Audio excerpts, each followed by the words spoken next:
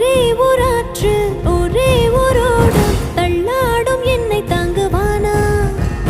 வா என்று கட்டளையிட்டானா?